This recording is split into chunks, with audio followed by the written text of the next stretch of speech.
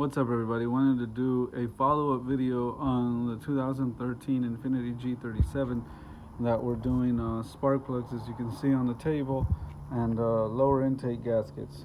This is a follow-up video after we have picked up parts from the dealership, and also a video to teach you something new for those of you that are going to hang around and learn something today. Just about everybody out there thinks they know how to properly gap and install spark plugs, but I'm going to teach you something else about spark plugs that probably nobody else has taught you already. I learned this from an old school guy that we used to work on a race car of his together. And when you're on the racetrack and you're trying to, it's milliseconds, you're trying to shave off milliseconds. It's down to the minor details that matter. And I'm going to teach you guys something that we used to do to our spark plugs to have that little extra edge over everybody else.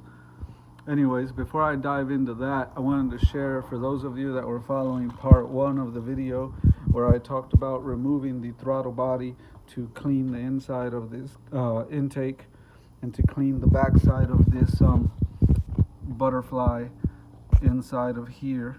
This is drive-by-wire. I don't want to get too deep into it, but you don't want to bend that butterfly open. You don't want to force it open by hand.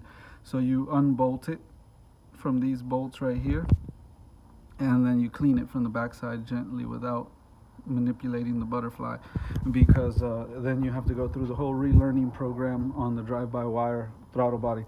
So anyways, we got these gaskets straight from the Nissan Infinity. This is an Infinity, the same thing as a Nissan. We got these from the Infinity dealership. So these are your both matching part numbers for both throttle bodies. This does have the twin throttle bodies. And then this is your part number for the lower plenum gasket.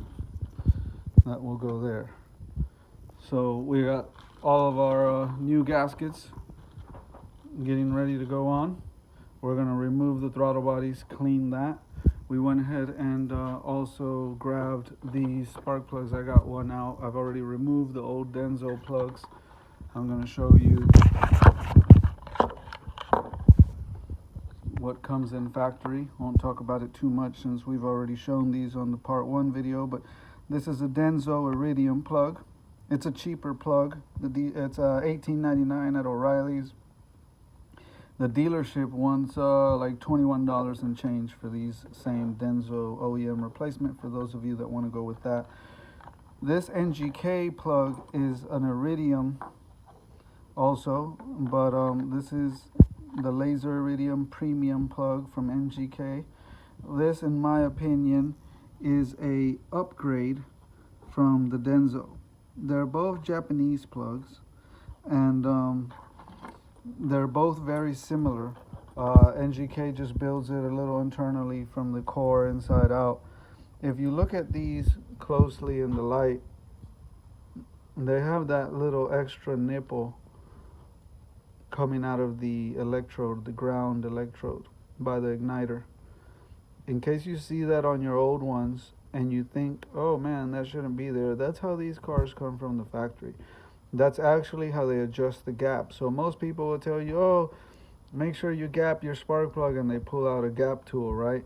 You don't want to do that to these spark plugs.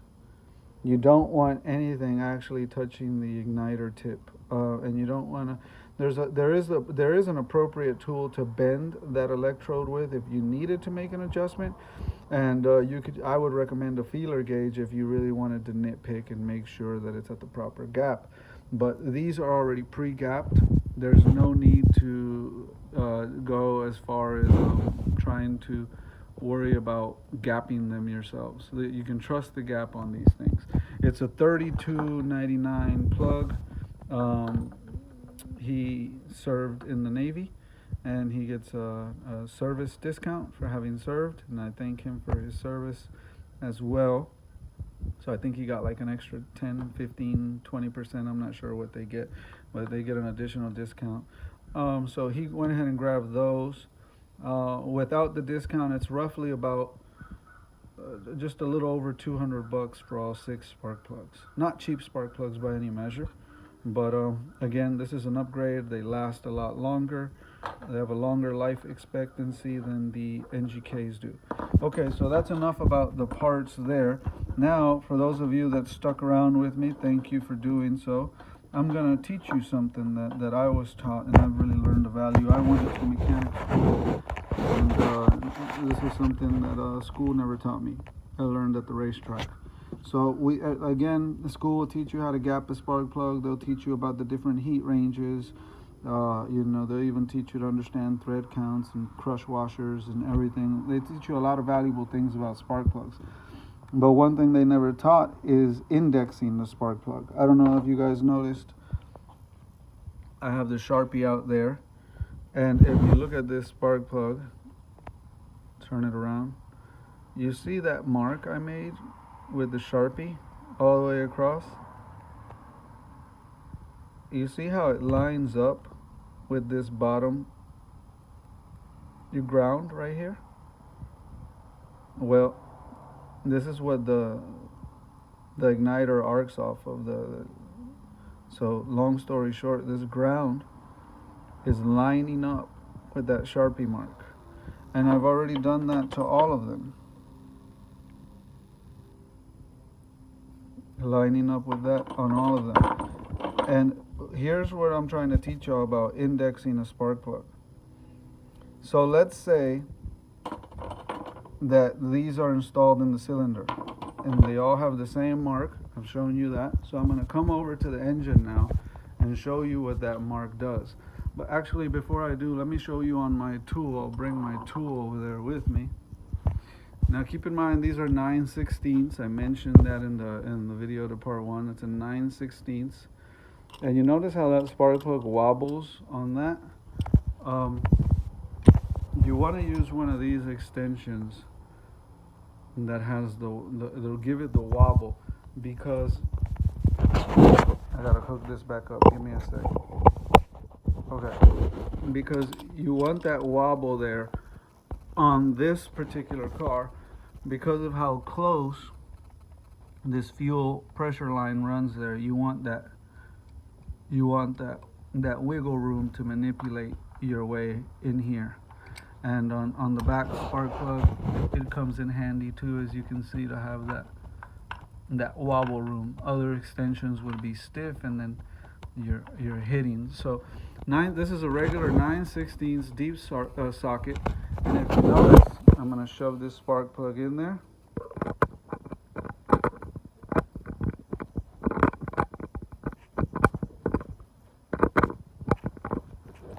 Okay, I'm back. Sorry about that. I only got two hands, y'all. So you see the mark that I made on it, how it also lines up with the ground on the spark plug? And then you follow the tool. I even marked it up towards the top. So what I'm trying to do is be able to always know when I install this spark plug in which position this background is going to land in. And I'm going to give you the reason why. Now, here's the other thing. If you normally I have a 9/16 spark plug socket that has the magnet or the rubber suction inside of it, and it'll actually hold the spark plug in there without it falling out. This is a regular socket, so it won't. So I'll actually be installing this with the magnetic inserter, because I don't want to just drop it in and then it takes a hit on the bottom, and then now the gap wouldn't be what it originally was. So I want to gently set this in with my magnetic tool, and then that's why I marked the spark plug, so I can look down in there and see where the mark is in relation to this little bend, the ground for the igniter, right? So I want to know where that is, and now I'm going to explain why it's so important to know where that is. So here's your engine, y'all. Here's your engine. And I'm going to explain a little basic common principles because not everybody knows them, so bear with me. You have your intake. This is pretty much an air pump. That's all an engine is. And air is coming introduced through the intake, and it enters the cylinder head. The valves open and close. The cylinder is creating compression from the piston coming up. You have your spark plug ignite. You have the fuel injector also coming into the cylinder head. That ignites the spark, creates an explosion, drives the piston back down, keeps that same 4-cycle process repeating itself, and that's how you create momentum and power in the engine. And so it's a pretty fancy air pump is what it is. But you have air coming in from there, and then that explosion, everything needs to be released out of the exhaust. From the exhaust valves are open and allow that out. Your intake valves open, allow the air in. Intake valves close, exhaust valves close, explosion, boom. Then the intake exhaust valve opens, boom, everything is released out. So imagine this being a clock right here. So we'll say this is 12 o'clock, right? This is 3 o'clock. This is 6 o'clock, 9 o'clock, back to 12 o'clock, right? So in relation to this spark plug and the ground right here, right? That metal ground that it's going to ignite off of, we want it to either be at 3 o'clock or at 9 o'clock. If you can get them all at land at 3 o'clock, all at 9 o'clock, good for you. I really don't care if some are at 9 o'clock and some are at 3 o'clock. I just want none of these spark plugs to be at 6 o'clock or at 12 o'clock. And the reason why is because you see this grounding right here, this loop for the ground that comes across the backside. So as air charge is coming in,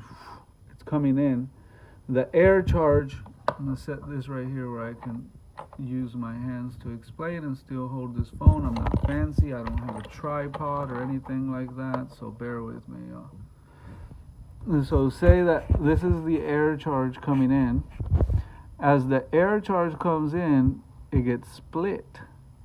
It hits the back of that and gets split, bounces off of the cylinder inside, and then bounces back off and hits the igniter, and you get a good clean spark, right? Good explosion. So that's if this was facing 12 o'clock. It would split the air coming in. If it was facing 6 o'clock position on the clock, right? Can't get this thing to stay again. So if it was facing 6 o'clock, it would have no restriction for the air coming in. It would come directly, make contact directly when it enters the cylinder with the igniter, get a good clean spark. But then when it goes, the exhaust gases try to escape out of the exhaust. This ground electrode here would be in the way, and it would be splitting the air gases trying to exit when the exhaust valves open out of the cylinder head, out through your exhaust, out your muffler. So the most efficient thing we learned, like I said, we're nitpicking here, talking milliseconds, but the most effective thing this guy taught me was that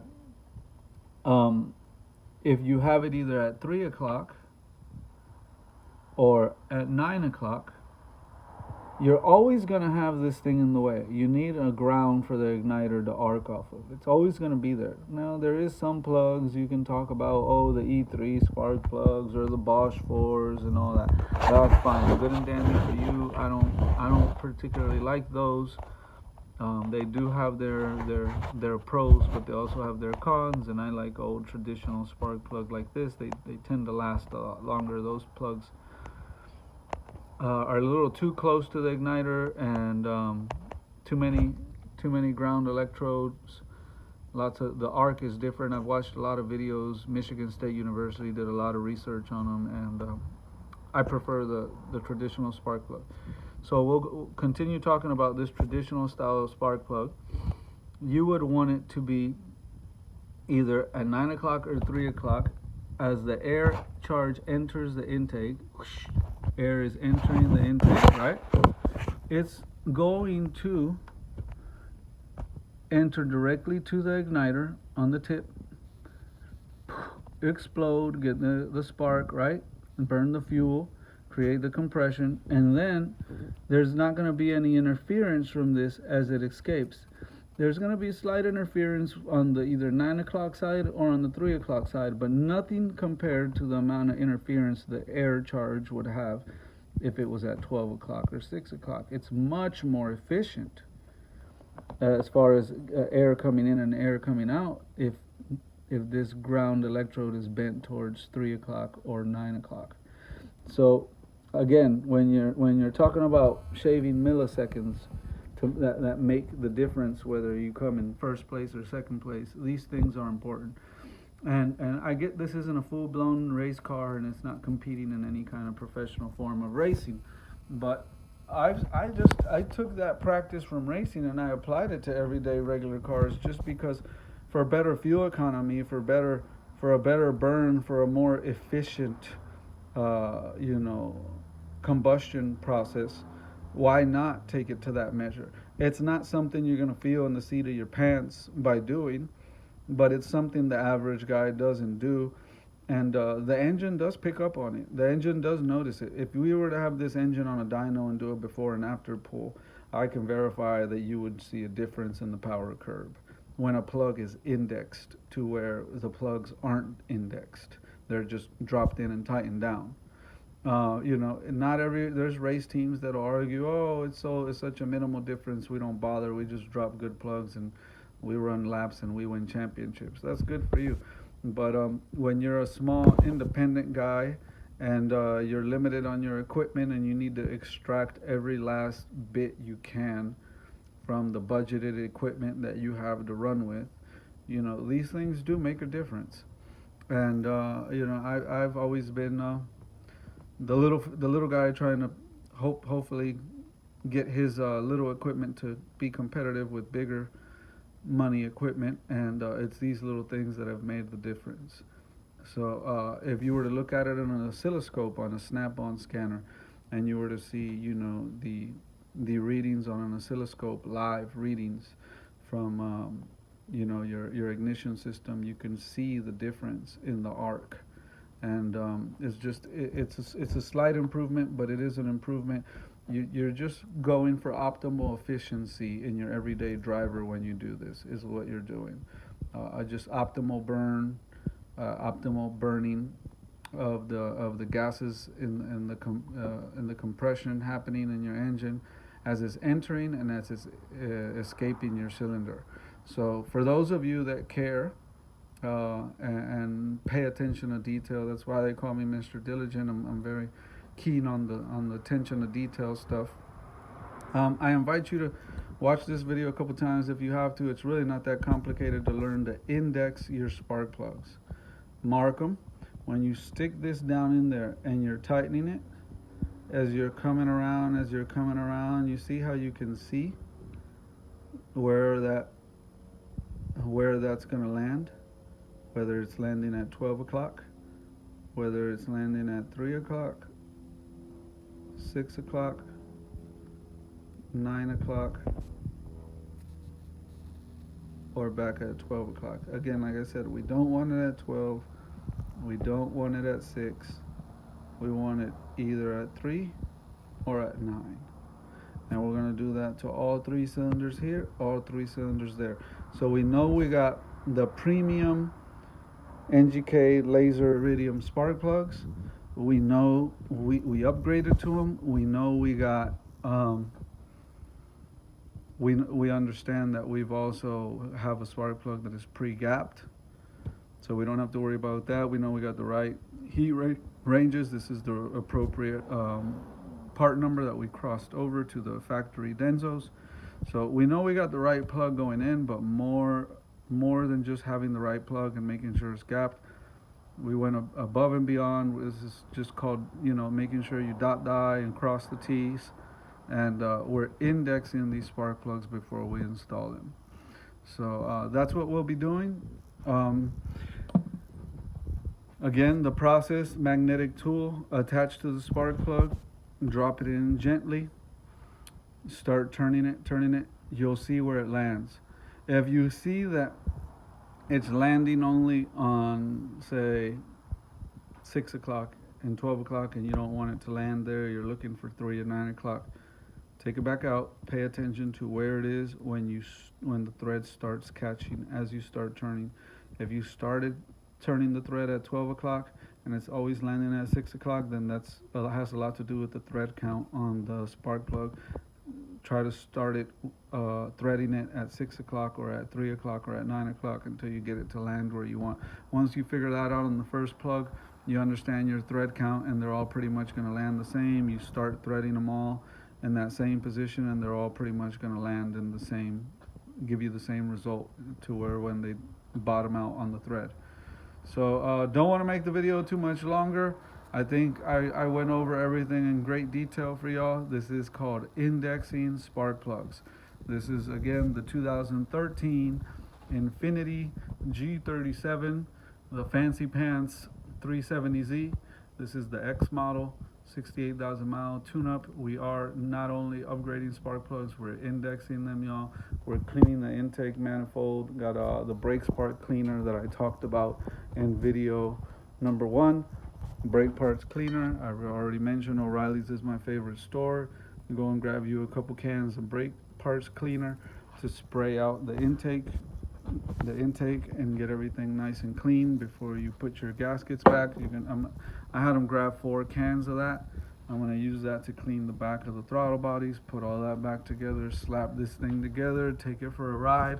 When you fire this thing up, y'all, and you put it together, don't go revving it up and being an asshole to it. Be gentle to it. It's got fresh plugs in there. Everything is properly seating. The gaskets, everything is properly getting acclimated and seating back in the engine and creating a good seal, good contact patch to whatever surface it was just remated to.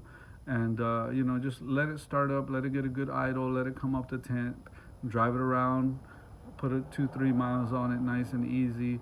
You know what I'm saying? Before you even bring it up anywhere close to 4,000 RPMs, just be nice and gentle to it.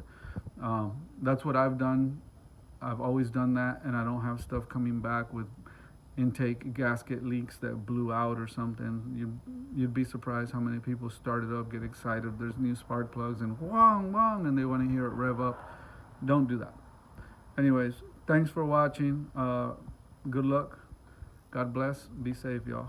Till the next one. Peace.